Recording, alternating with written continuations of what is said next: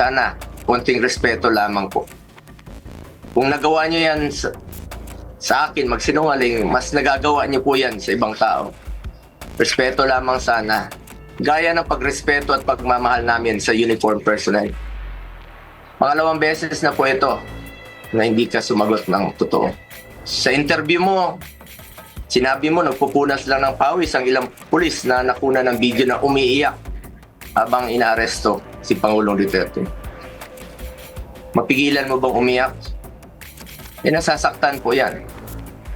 Doon lamang po tayo sa katotohanan at piliin nyo lang laging magsabi ng totoo alang-alang sa bayan. We must always entrust our loyalty to the Filipinos, to our flag, and to our country. Di naman po parating sinasabi ni dating Pangulong Duterte sa inyo. Just be loyal to our country and to our flag. Last, gusto nating malaman kung may nalabag ba na proseso ang pamahalaan, nabigyan ba po ng due process ang Pangulo dahil kung seryoso tayo sa pagbibigay ng hustisya, unang konsiderasyon dapat ang karapatang pantao at ang pagsunod sa due process. Sa totoo lamang po, hindi na po tatakbo si Tatay Digong sa inyo. Di na niya kayang tumakas. At alam niyo po yun. Di na niya kaya kayong takbuhan. Dahil hirap na nga siya maglakad, nagsusungkod na nga lang po siya. Imbis na umunlad, bigla tayong umurong. OFWs, pinapauwi natin. Noon, ginagawa natin ang paraan. In fact, si dating Pangulong Duterte, sumusulat yan sa mga king o sa leader ng ibang bansa para makauwi. And even nagre-raise tayo ng blood money para makauwi lang yung mga kababayan natin. Pero bakit baliktad niya yan? Bakit isinuko po ang sarili nating lahi? Hindi ko lubusang matanggap na siya ay nililiti sa ibang bansa gayong siya ay isang Pilipino. Samantalang mayroon naman tayong maayos na judicial system sa ating bansa na nirerespeto. Kasarinlan yan bilang isang bansa. May sarili tayong batas, may sarili tayong proseso, may sarili tayong korte at may kakayahan tayong panagutin ang sinumang nagkakasala sa ating bayan. Madam Chair, this is now a matter of principle, justice, and humanity.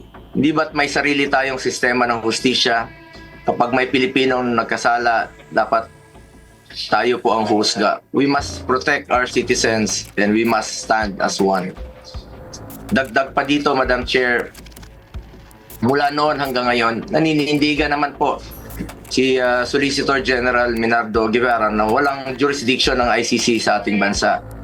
Kung consistent po ang gobyerno sa posisyon na ito na hindi kilalanin ang jurisdiction ng International Criminal Court, bakit hinayaan po nitong ma-implement ng warrant of arrest ang Interpol mula sa isang korte na hindi naman natin kinikilala? Kung wala naman talagang jurisdiction at may warrant of arrest ang Interpol o ICC, sana binigyan muna ng pagkakataon ng gobyerno through the proper authority like judicial court na i-verify o suriin ang validity ng arrest sa warrant. Ang issue na ito ay hindi lamang para kay Pangulong Duterte. Ito ay mahalagang usapin sa soberanya ng Pilipinas ang nakataya dito. Alang-alang sa ating mga bayaning nagbuwis ng buhay upang makamit lang ang ating kalayaan. Alang-alang sa ating ngayon na patuloy na inaalagaan ang ating soberanya upang ang ating mga anak at mga anak ng ating mga anak ay mamumuhay ng isang bansa na malaya at nirespeto ng ibang bansa. Ang bawat Pilipino, mataas o mababa man ang katayuan sa buhay, dapat may gobyernong masasandalan na hindi siya pababayaan. Former president man o hindi, karapatan yan, lalo na po pagdating sa kanyang kalusugan, kaligtasan at buhay. Sa huli, bagamat andon si Tatay Digong na buong tapang na hinaharap ang kasong isinampa sa kanya, tulad ng kanyang paulit-ulit na ipinangako, napakasakit po sa dibdib na pagkatapos niya isakripisyo ang kanyang sarili para sa kinabukasan ng ating mga anak at ng bawat Pilipino, ni isang Pilipino ay hindi huhusga sa kanya. Imbis na ibigay sa Pilipino ang paghusga sa mga ginawa ni dating Pangulong Duterte na paglaban sa droga at kriminalidad, sadly, hindi po ganun ang nangyari. Sabi ko nga, para sa akin, Pilipino po ang dapat humusga sa totoong sitwasyon sa bansa. kung mas nakakalakad na po ba ang ating mga anak noong panahon niya, hindi po nasasaktan, hindi nababastos. Kayo po ang humusga. Pilipino po ang dapat humusga. Minahal tayo ni Tatay Digong. Ginawa niya po ang lahat para sa bayan. Tanda na po siya. Ayaw na nga niyang tumakbong presidente. Pero ginawa niya po ito dahil yan po ang kanyang sinumpaang tungkulin para sa mga kababayan natin Pilipino. Pero ngayon, hindi lang si Tatay Digong ang inialay at ipinamigay ng ating sariling kababayan.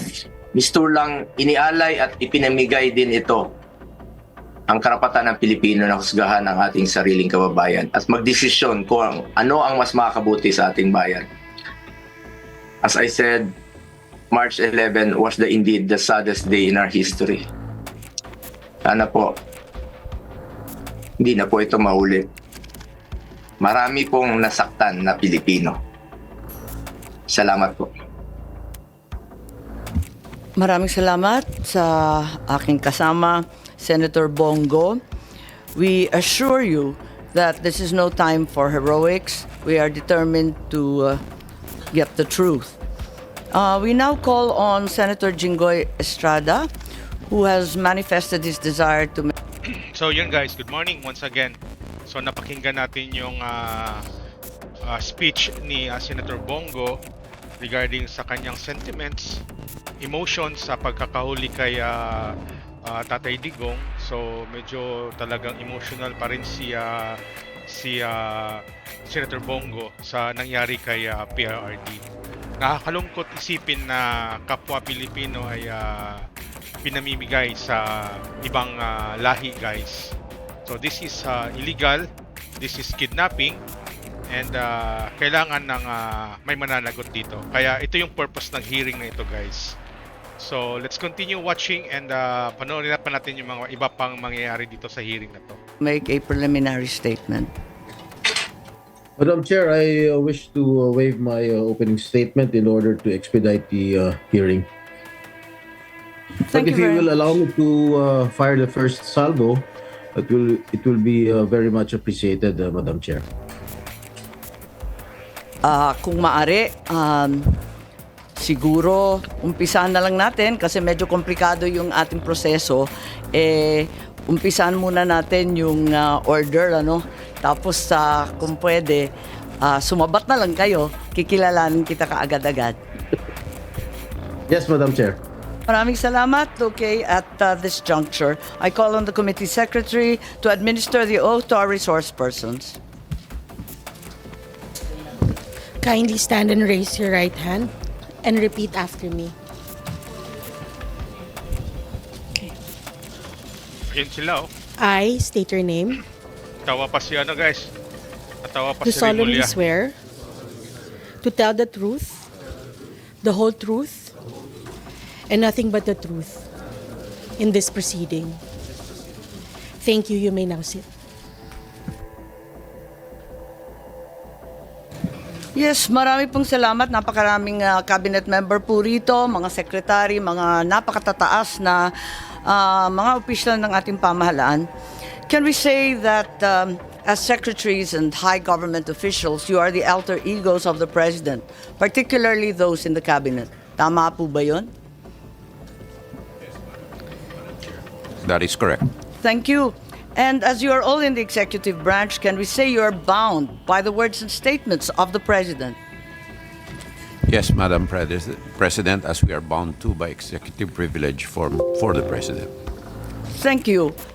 May I recall a clip derived from 18 February 2023. President Ferdinand R. Marcos Jr.